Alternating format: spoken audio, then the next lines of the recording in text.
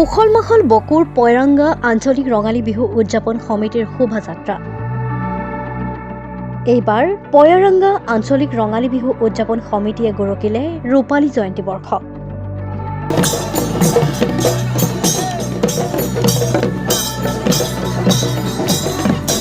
এয়া হ'ল বাৰেৰহণীয়া সাংস্কৃতিক শোভাযাত্ৰাৰ দৃশ্য। পয়াৰাংগা ৰূপজ্যোতি যুৱ সংঘৰ উদ্যোগত অনুষ্ঠিত কৰা পয়াৰাংগা আঞ্চলিক বিহু উদযাপন সমিতিৰ ৰূপালী জয়ন্তী বৰ্ষত দেখা গ'ল এই দৃশ্য। পয়াৰাংগা আঞ্চলিক ৰঙালী বিহুৰ পৰা উলিওৱা বাৰেৰহণীয়া সাংস্কৃতিক শোভাযাত্ৰাই উৎসাহিত কৰিলে সকলোকে। ৰূপালী জয়ন্তী বৰ্ষৰ আপোনাৰ সাংস্কৃতিক শোভাযাত্ৰা ওলাইছে। শোভাযাত্ৰাৰ জৰিয়তে আপুনি কি বুজাব বিচাৰিছে? হয়, আজি আমি পয়ৰাংগা ৰূপজ্যোতি যুৱ সংঘৰ সৌজন্যত পয়ৰাংগা আঞ্চলিক ৰঙালী বিহু উদযাপন সমিতিৰ দ্বাৰা এটা সাংস্কৃতিক শোভাযাত্ৰা উলিয়াইছোঁ।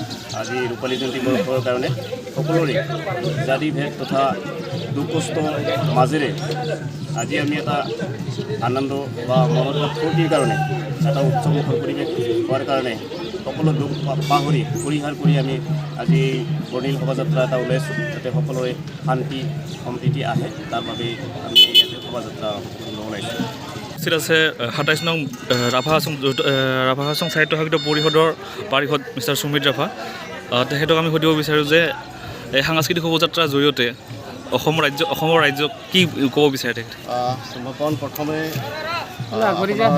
চেনেলৰ জৰিয়তে সমগ্ৰ ৰাভা হাছংবাসীৰ লগতে অসমবাসীৰ ৰাইজ আৰু পয়ৰাংগাবাসীৰ ৰাইজক নৱবৰ্ষৰ শুভেচ্ছা জ্ঞাপন কৰিছোঁ, বিহু উল্লেখ জনাইছোঁ।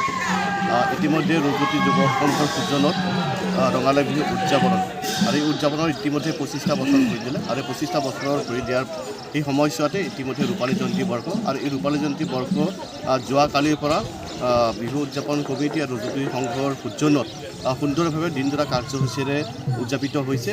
আৰু আজিৰ এই ৰাতিপুৱাৰ যিটো প্ৰথম কাৰ্যসূচী সাংস্কৃতিক শোভাযাত্ৰা, আৰু এই সাংস্কৃতিক শোভাযাত্ৰাৰ গাঁৱৰ যিখিনি কৃষ্টি সংস্কৃতি আছে, ঐতিহ্য আছে, আৰু সেই কৃষ্টি সংস্কৃতি আৰু ঐতিহ্য সকলোকে এক ভাতৃত্ব ঐক্য শান্তি সম্প্ৰীতিৰ কাৰণে আৰু গাঁৱৰ মাজত সংস্কৃতিক যাতে ঐক্যবদ্ধভাৱে ৰাখিব পৰা এটা প্ৰয়াস ইতিমধ্যে আমাৰ উদযাপন সমিতিৰ ৰূপজ্যোতি যুৱ সংঘৰ মুখ্য বা কৰ্মকৰ্তাসকল আছে।